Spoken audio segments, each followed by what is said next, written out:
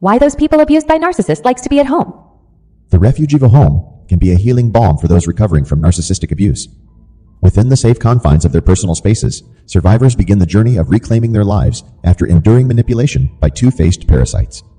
In this video, we'll explore over 20 reasons why individuals emerging from the turmoil of narcissistic relationships often find solace within their shelters.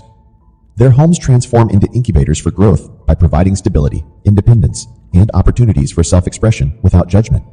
We'll see how thoughtful interior design choices allow survivors to reinforce healing insights and cultivate environments that nurture their unfolding liberation. Understanding why the haven of home aids and recovering from narcissists' dizzying distortions provides a roadmap for anyone seeking to break free from narcissistic tricksters' disorienting funhouse. Save this video for when you feel the narcissist gravitational pull threatening to drag you back into their dizzying funhouse. If you sense their hoovering tactics working to reel you in, remember that you now possess insider knowledge of their weaknesses. By reviewing their vulnerabilities, you'll reinforce your power to sidestep manipulation and sever their tethers for good. Please share your experiences with establishing boundaries and healing after abuse. Which patterns ring most true? If you feel your resolve weakening, I highly recommend watching Recovering from Narcissistic Trauma, Soothing Sleep Affirmations for Self-Care. The link is below. Let's continue exploring our inner strengths together so you can arm yourself against narcissistic artillery and close this painful chapter. You deserve freedom. Equipped with these secret strategies, you can rip off their hoovering mask, exposing the ugly emptiness within. Watch them shrivel from an almighty wizard to a groveling coward when you wisely exploit their frailties. Now is the time to break free of the narcissist's distorted house of mirrors. Let's begin our exploration of how mindfully curating personal spaces can help anchor survivors on their heroic homeward voyage. Living through narcissistic abuse by a self-absorbed leech leaves profound emotional scars, and it's common for survivors to seek refuge within the walls of their homes. Here are 20 reasons why individuals who have endured the manipulation of a smug snake often prefer the comfort and safety of their personal spaces. Shelter from the storm. Home serves as more than just a physical sanctuary. It shields survivors from the thunder and lightning of external turmoil. Behind closed doors, survivors rebuild their fractured sense of security, teaching them that safety encompasses emotional and psychological well-being. By intentionally curating their environment, survivors foster trust in themselves and others gradually. The cozy cocoon of home imparts the invaluable lesson that constructing a safe space is an active, ongoing endeavor, emphasizing the design of environments that nurture overall security. An accountant recalls arriving home, exhausted after a day of dodging the chaos inflicted by her narcissistic boss. Stepping into her apartment, a wave of relief envelops her. Home becomes her hideaway, a space to exhale and release the tension the smug snake's absurd demands have imposed.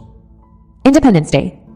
By reclaiming control within their personal spaces, survivors regain autonomy and self-determination. The significance transcends decor selections, penetrating one's core identity. The realization dawns that every decision, regardless of size, shapes a larger narrative of empowerment. Survivors recognize that deliberate actions cultivate confidence, even if seemingly insignificant. A teacher learns that intentionally exercising control, whether organizing her pantry or displaying cherished mementos, becomes a stepping stone toward rebuilding self-esteem pulverized by a narcissist's domination. The lesson emphasizes that escaping a parasite's clutches requires persistent small steps, not instant transformation. Reclaiming one's life is a marathon, not a sprint. Healing Haven. Imagine finding solace one quiet evening, curled up with a book in the snug corners of your living room. As you reflect within the security of your walls, profound insights emerge while navigating intense emotions. You realize that healing isn't linear, but a complex solo journey lacking a formulaic path. Your home evolves into a canvas for crafting your unique emotional masterpiece, one nuanced brushstroke at a time. A singer describes her healing process at home as an intentional yet non-linear expedition. Her journey has no definitive endpoint, but provides critical, teachable moments. Within this incubator, she actively engages with past traumas by exploring therapeutic modalities until discovering her bespoke approach for transcending the smug snake's convoluted conditionings. The lesson reveals that spaces allowing authentic self-inquiry enable the possibility of rewriting limiting narratives authored by narcissistic tricksters. Trust Restoration. By intentionally surrounding themselves with items symbolizing reliability, survivors take deliberate steps to rebuild trust fractured by duplicitous parasites. The home environment mirrors the emerging insight that constructing trust requires reconciling external unambiguous representations of safety with inner clarity about one's intrinsic trustworthiness. A wellness coach reflects on displaying photos of supportive friends and motivational quotes as touchstones for strengthening trust, obliterated by a two-faced narcissist.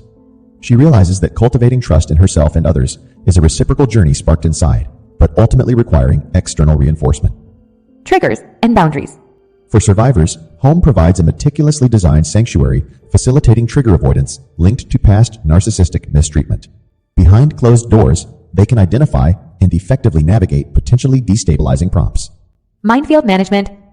By consciously minimizing exposure, the home atmosphere offers invaluable skills for understanding and managing triggers that can bind individuals to past traumas. A programmer recalls tackling triggers like critical facial expressions that previously evoked emotional turmoil. Rather than reactively imploding, he mindfully accepts distressing sensations without judgment before compassionately tending to his needs, all within the safe courtroom of home. This journey imparts self-mastery, empowering him to engage life unfettered by the ghosts of prior narcissistic tricksters. Empowerment embassy. Within their personal embassies, survivors proactively craft an environment reflecting inner authority previously denied by authoritarian narcissists.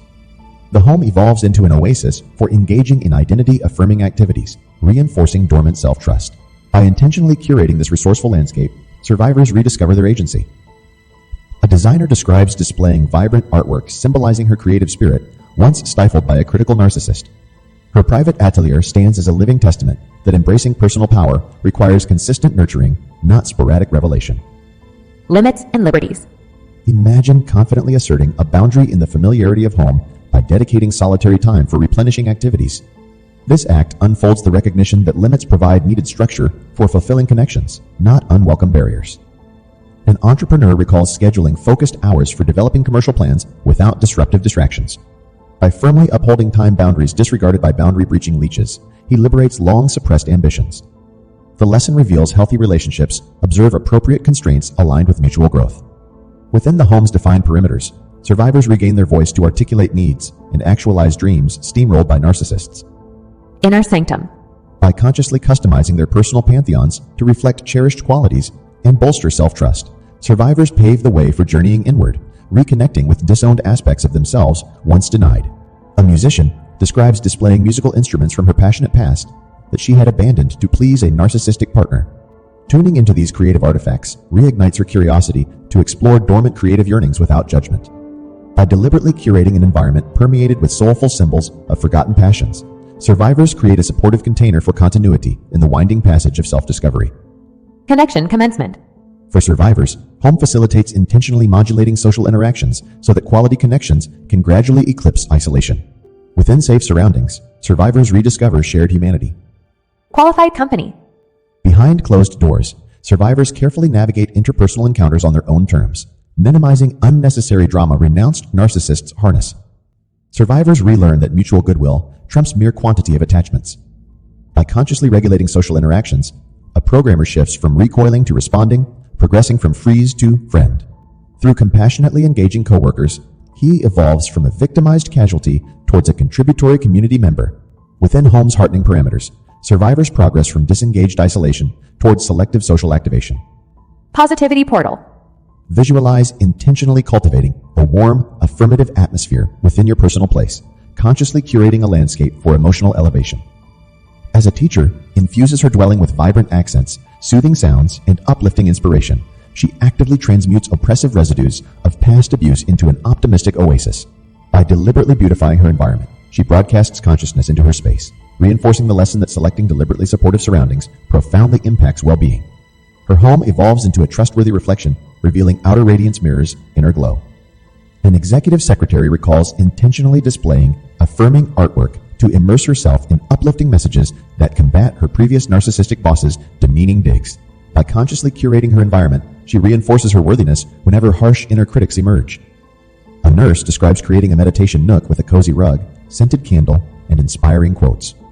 During stressful moments, this personalized refugee reminds her to be present, replacing anxious thoughts of workplace uncertainty, amplified by former colleagues hooked on drama. An entrepreneur relishes opening her eyes each morning to a vision board with images depicting her goals, healthy boundaries, and acts of self-care, all previously sabotaged by family members dismissive of her ambitions. Gazing at this vibrant creation spurs her to choose empowering behaviors aligned with her dreams. Preservation station.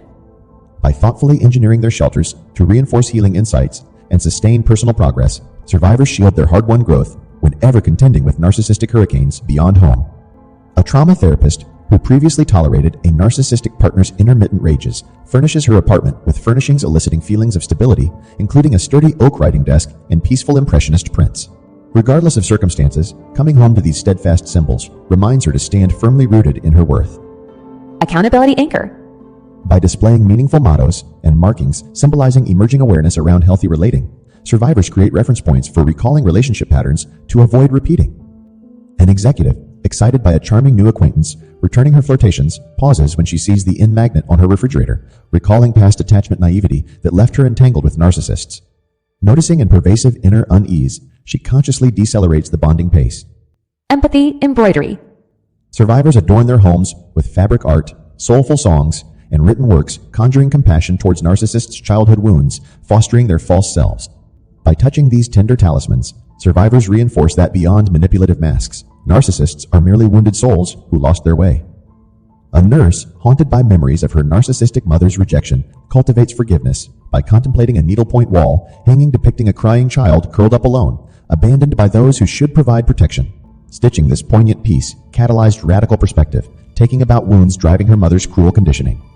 Though compassion arises, wise boundaries remain. Gazing at this vulnerable visualization reminds the nurse that all beings equally yearn for belonging. By embodying this truth, she loosens the clinging grip of resentment's razor wire, cutting her heart. Bleeding slows. Another survivor plays songs from his youth when spending weekends with his narcissistically abusive father seemed a magical adventure. As bittersweet notes replay, he accesses sepia-toned recollections of simpler times before his father's dazzling persona dramatically dim. This soulful ceremony summons benevolence towards the narcissist's tragic hunger for admiration that compelled cruel behaviors. A daughter of a narcissistic icon reads poetry, exploring the quest for externally derived significance and its futility. Flowing verses conjure empathy for her mother's profound insecurity, demanding constant validation. By touching these compassionate words, the survivor reinforces that narcissists, despite problematic patterns, suffer from unmet needs as all souls do. Healing happens through acknowledging this universal fragility. Growth garden. By intentionally surrounding themselves with living plants, survivors establish an ever-growing landscape, signifying their emerging self-actualization once stunted by toxic tricksters. A gardener annually plants vibrant flowers to replace wilting roses, marking faded dreams he deserted to appease a judgmental narcissist. Admiring thriving marigolds manifesting in place of lifeless landscaping, he witnesses tangible indications of how far he has flourished after previously placating bullies who trampled his blooming. Calm cocoon. Within soothing interiors, survivors mindfully limit sensory elements that might activate fight or flight responses linked to turbulent narcissistic episodes. By consciously regulating external stimuli within their shelters, they train deeper mindfulness muscles weakened after weathering repeated narcissistic storms. A yoga teacher who previously persevered through a friend's unpredictable tirades removes jarring artwork depicting anger and chaos, choosing instead serene images, eliciting tranquility. As she gazes at peaceful mountain vistas, she inhales slowly, flooding her nervous system with nurturing neurochemicals that counter residual anxiety. Acceptance altars. Survivors infuse their living environments with spiritual symbols, reminding them of life's impermanence and the loving unity underlying all illusion of separation. By touching these mystical trinkets, they reinforce radical self-acceptance beyond limiting labels.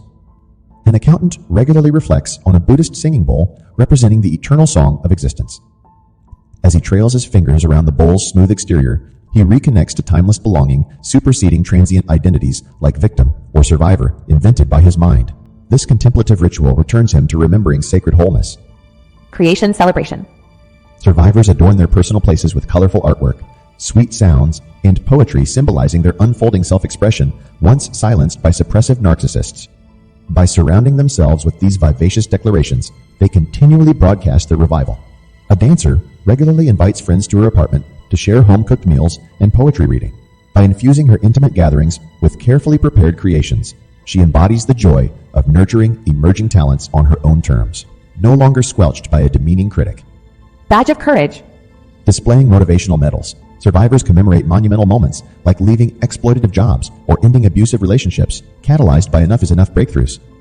These prominent decorations reinforce survivors' tenacity and demonstrate transcending victim consciousness. A human resources director proudly exhibits a glass plaque inscribed with Freedom 2012, marking the year she tendered resignation from the company led by a wildly abusive executive. Perusing this emphatic icon daily inspires appreciation for decisively reclaiming authority of her trajectory. Clarity mirrors. Strategic placement of mirrors allows survivors to deliberately reframe their self-perception, distorted by projections of parasitic tricksters. Mirror gazing assists survivors in dissolving lingering false identities engrafted by narcissists. Each evening, a nurse sits purposefully before a hallway mirror, steadily meeting her reflected gaze while internally repeating affirmations of her inherent radiance, once obscured by an envious partner who devalued her light. By squarely facing herself, she lingers longer in truth until limiting labels fade. Unfinished sanctuary. By acknowledging the perpetual process of intentionally engineering their environments to reinforce continually expanding self-concepts, survivors accept that securing sacred spaces is never fully complete. The dwelling remains dynamic, demanding routine reassessment as survivors evolve. A musician constantly experiments with fresh configurations to reflect her identity's ongoing unfolding. By fluidly rearranging furnishings, introducing original works, and editing accent colors, she concedes that deliberately bolstering additional emerging aspects of herself demands flexibility. Her home mirrors her understanding that positive transformation endures. Understanding why individuals abused by two-faced parasites seek refuge at home provides insight into recovering from narcissistic harm. By consciously harnessing household elements for reclamation and resilience, survivors transform shelters into incubators for integrating teachings, unlocking lasting liberation. I hope you found validation and support in the shared experiences here. Please comment with your story to help strengthen others on their healing journey.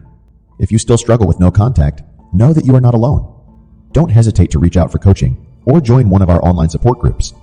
You can contact us through WhatsApp or email at insert email to continue this conversation in a safe, compassionate space. I want to keep bringing narcissistic abuse out of the shadows. Your financial contributions through donations or patronage empower me to create more resources to spread awareness and amplify survivors' voices. Don't forget to subscribe and press thanks if these videos have eased your isolation and pain. Your generosity allows me to be here as a source of guidance and hope. Together, we can help victims rediscover their wings after narcissistic abuse clipped them for too long. I believe in this community's resilience.